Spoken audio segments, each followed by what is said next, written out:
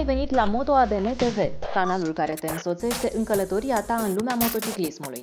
Aici găsești știri din comunitatea moto, review-uri, evenimente, dar și alte materiale utile motocicliștilor de orice nivel.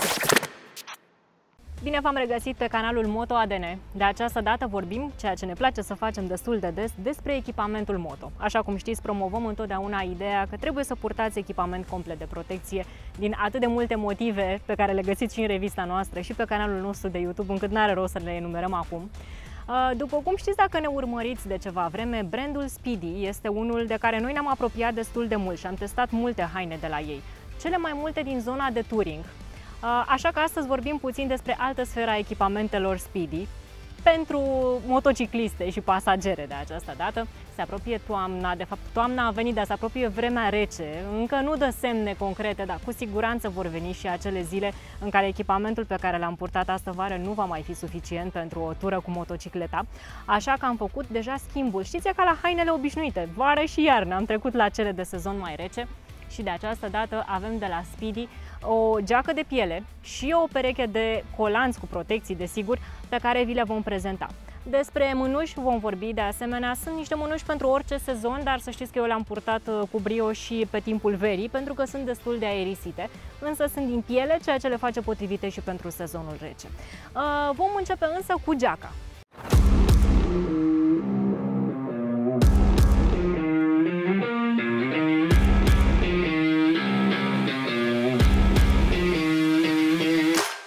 Geaca pe care eu o port acum și despre care vorbim astăzi, o găsiți în oferta Speedy sub numele de Vintage. Mai exact, Vintage Leather Jacket Lady.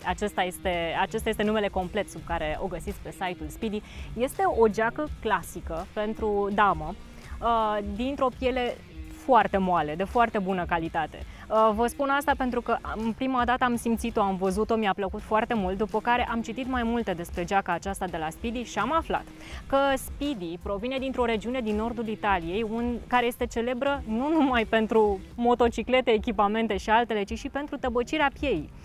Încă din secolul XV, aparent, pe acolo există foarte multe mici fabricuțe de prelucrare a pieii, ceea ce face ca Speedy să aibă de unde să aleagă și spun ei că aleg cea mai bună, pielea de cea mai bună calitate pe care ar putea să o aleagă pentru echipamentul lor moto. Mai mult decât atât, este prelucrată într-un mod special pentru partea de moto. Este o piele cerată de 1 până la 1,2 mm grosime. Și dacă vă întrebați de ce este important că este cerată, vă amintesc că uneori toamna, primăvara ne și plouă. După cum știți, atunci când vă gândiți la o geacă waterproof, nu vă gândiți la o geacă de piele. O geacă de piele nu poate oferi protecția pe care o oferă o geacă cu un strat special creat în acest sens. Cu toate acestea, fiind o piele cerată, geaca din piele de la Speedy, spun ei, acordă 50% protecție la ploaie. Din ce am mai citit și am mai studiat, asta înseamnă că o ploaie moderată de o oră și jumătate ar trebui să fie în regulă, adică ar trebui să nu vă udați. Cu toate acestea, geaca de la Speedy este adaptată să puteți atașa straturile acelea de ploaie și chiar și stratul termic pe care vi l-am mai prezentat în filmulețele noastre și pe care le puteți purta și la gecile de touring. Din punctul meu de vedere însă, să porți un strat de ploaie la o geacă de piele pe dedesubt, e adevărat că te protejează pe tine, însă nu și geaca. Mie mi-ar părea foarte rău să mă prindă o ploaie torențială cu această geacă, știți că sunt greu de întreținut, nu e ușor să ai o geacă de piele și să o menții în formă bună, așa că eu personal aș recomanda o geacă de protecție împotriva ploii de la Speedy, pe care să o purtați pe deasupra gecii de piele atunci când se întâmplă să vă prindă ploaia. E adevărat, se duce puțin din stil și din aspect, dar măcar cât plouă, e mai important să vă protejați și voi și să protejați și geaca. Din punct de vedere al siguranței, această geacă a fost testată și a primit calificativul AA, ceea ce o califică drept o geacă care îți oferă o siguranță și o protecție medie, așa cum caută de regulă orice motociclist obișnuit. Nu este o geacă pentru curse, nu este o geacă pentru condiții speciale, este o geacă pe care să o porți zi de zi pe motocicletă. Este o geacă ce vine cu protecții umeri și coate Level 1. Are de asemenea un buzunar la spate în care puteți include protecția Warrior de la Speedy, cu care v-am mai obișnuit. Puteți include protecție Level 1 sau Level 2, depinde ce doriți. Pentru zilele mai reci, în care nici măcar o geacă de piele ca aceasta, care ține de cald, nu este suficientă, să știți că vine și cu un strat în plus. Are 80 de grame. doar atât această vestuță. Este o vestă matlasată dintr-un material special pe care o atașați gecii cu capse, sistemul este prin capse și asigură un plus de protecție împotriva temperaturilor scăzute. Geaca este ajustabilă în măsura în care îi permite formatul ei clasic, respectiv aveți ajustare pentru talie și ajustare la mâneci. Are și fermoare care vă ajută, vă spun din experiență, în momentul în care vă puneți niște mânuși mai lungi, ca să vă fie mai ușor să le puneți pe sub mânecă. Ceea ce mi-a plăcut la geaca de la Speedy, geaca de piele de la Speedy, și înțeleg că nu toate gecile de piele beneficiază de așa ceva, este această zonă prelungită a spatelui, care te ajută în momentul în care stai pe motocicletă să se îmbine frumos cu pantalonii și să nu rămâi cu mijlocul gol și să ai probleme în momentul în care plouă, bate vântul sau alte condiții meteo nu sunt ceea ce ți-ai dori. Greutatea acestei geci este de 2 kg și ceea ce vă mai pot spune este că are o căptușală din bumbac hipoalergenic. Este adevărat, calitatea materialelor la o geacă de piele contează foarte mult, pentru că ea nu se poate spăla atât de des ca o geacă obișnuită din textil și nici întreține atât de ușor. Așa că dacă avem materiale de calitate și la interior și la exterior, este un plus pentru confortul nostru și pentru menținerea gecii într-o formă bună cât mai mult timp. Pe partea de funcționalitate, geaca oferă ceea ce oferă orice geacă de piele obișnuită. Am 2 buzunare laterale, generoase ca spațiu, în care țin cap lejer cheile și alte lucruri necesare. Ceea ce mie mi-a plăcut foarte mult, sincer, este acest buzunar interior pentru telefon, unde încape și telefonul meu, care nu este deloc unul mic și care de regulă nu îmi încape în buzunarele dedicate telefoanelor de la geci, pentru că este un număr mic, eu port măsuri mici la gecile Moto XS de regulă și atunci buzunarele sunt la rândul lor mai mici. Acesta este un buzunar în care telefonul meu încape perfect, așa că pot spune că n-am nevoie de niciun buzunar suplimentar. Pentru că am vorbit de măsuri, e important să vă uitați cu mare atenție în tabelul de la Speedy când alegeți măsura voastră. Ca idee, de regulă port XS atunci când e vorba de măsuri din această gamă, iar la această geacă eu mi-aș fi luat 38, așa m-am gândit că mi s-ar potrivi.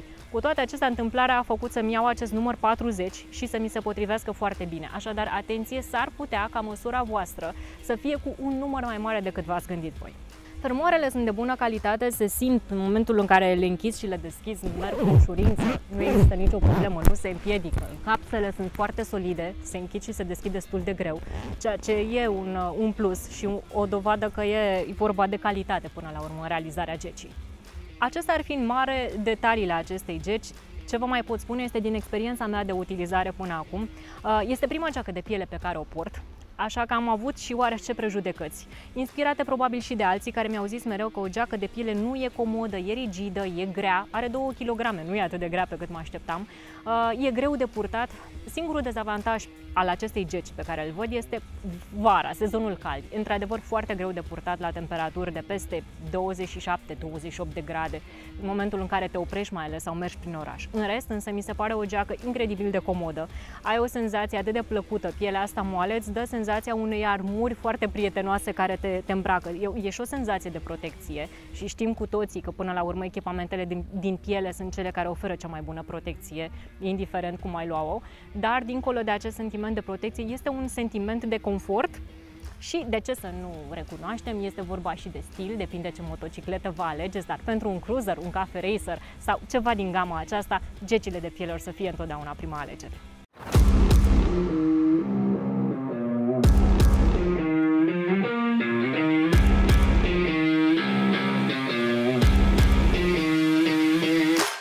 Dacă tot am schimbat registrul atât de brusc de la hainele de touring la geaca de piele, am zis că merită și o pereche de pantaloni care să fie și ei din cu totul alt registru. Așadar, m-am uitat în oferta Speedy și cum blugi aveam, pantaloni de touring aveam, am zis că e momentul să încerc și eu o pereche de colanți Moto. Din nou, preconcepțiile au existat. M-am gândit întotdeauna că o pereche de colanți Moto nu oferă aceeași protecție ca o pereche de pantaloni obișnuiți, sunt mai subțiri, în definitiv contează doar acea protecție la genunchi, însă m-am documentat ceva mai mult și am descoperit că acești colanți de la Speedy sunt creați special, tocmai în această direcție în care cei mai mulți producători de echipamente Moto caută materiale din ce în ce mai prietenoase, mai comod de purtat, cât mai apropiată de hainele noastre de stradă, fără a face însă compromisuri la partea de calitate. Sunt niște pantaloni subțiri, dar dintr-un material special, după cum vă spuneam. au protecții genunchi și protecțiile șold pot fi atașate și ele.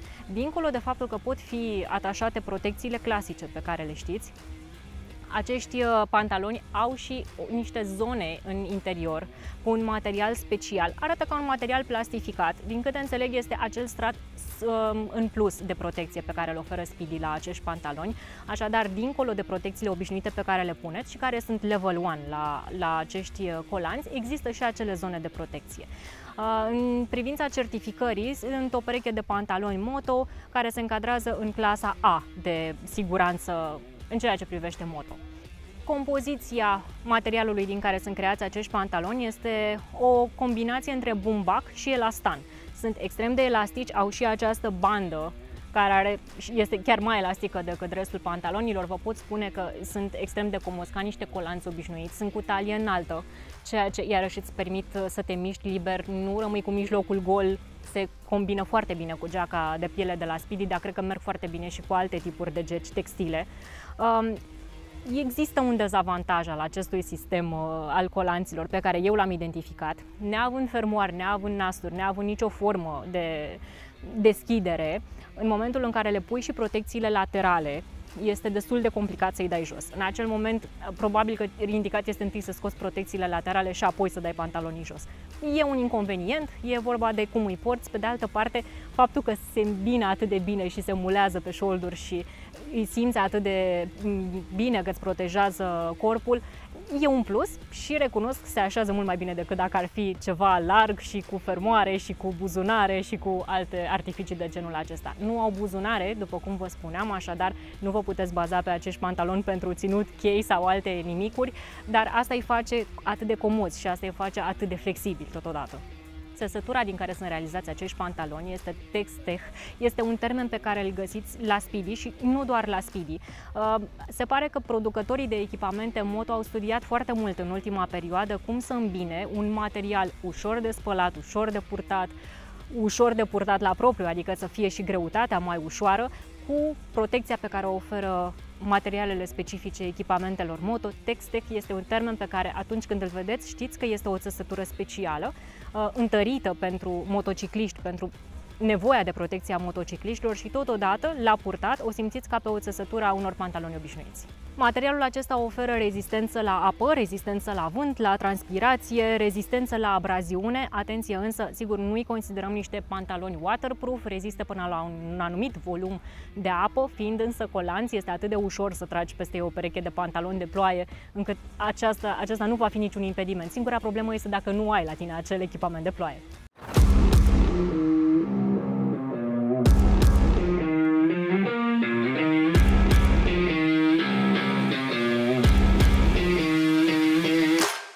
Este momentul să vă arăt și noua mea pereche de mânuși de la Speedy. Dacă ați urmărit canalul nostru, cred că v-am spus de atâtea ori că până acum am avut doar mânuși de la Speedy și m-am obișnuit atât de mult cu ele, și de vară, și de iarnă, și H2 Out, și de vară foarte subțiri, încât mi-e greu să cred că voi găsi un brand care să le egaleze prea curând. Așa cum vă spuneam, acestea sunt noile mele mânuși de sezon cald în principiu, așa m-am gândit inițial, cred însă că merg până târziu în toamnă. Charm 2 acesta este modelul ales de mine. Vă povesteam la începutul acestui material că pielea pe care o folosesc cei de la Speedy este specială și că în regiunea din care ei provin, din Italia, există o tradiție în tăbăcirea pielii și în prelucrarea acesteia. Ei bine, așa e și la mânușile acestea, însă nu este piele de bovină ca la geaca pe care o port, este o piele de capră de 0,6-0,8 mm pe care au folosit-o și care este foarte moale și aceasta, iar combinată cu partea textilă, care este și elastică, le face niște mânuși perfecte pentru sezonul cald. Eu v-am spus, mi le-am dorit pentru vară și mi-am dorit foarte mult să fie niște mânuși puțin mai scurte. Le aveam pe acelea H2 Out de la Speedy, care sunt mai lungi și pentru partea de touring sunt foarte bune, dar eu mi-am dorit niște mânuși de vară mai scurte, pe care să pot să le pun mai rapid. Ce mi-a plăcut la ele, dincolo de faptul că sunt mai scurte, este și sistemul de închidere și ajustare cu arici, foarte rapid.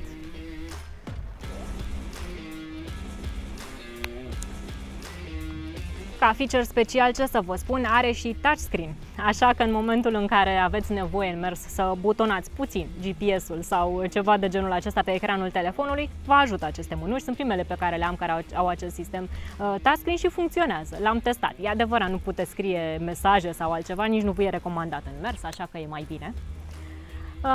Așa că acestea sunt niște mânuși pe care eu le recomand de zi cu zi. Merg și în oraș, merg și în afara orașului. Dacă vreți niște mânuși aerisite și totodată cu piele, care oferă o bună protecție la abraziune, eu cred că alegerea mea de la Speedy este una bună. Ele au intrat ușor în colecția mea de mânuși, alături de cele din piele integrală de la Speedy, tot așa din piele de capră, și de cele H2 Out, care sunt din textil integral și sunt mai lungi și sunt pentru partea de touring. Împreună, colanții, geaca de piele și noile mânuși sunt ținuta pe care o voi purta probabil cel mai des în acest început de toamnă încă blând și sper să le revăd cât mai curând în primăvară. Asta înseamnă că sper să avem temperaturi cât mai plăcute și de motociclit și în sezonul următor. Până atunci, vă invit să dați subscribe canalului nostru, să ne urmăriți în continuare. Vom vorbi în continuare și despre echipamente și despre motociclete, pentru că sezonul e departe de a se fi încheiat.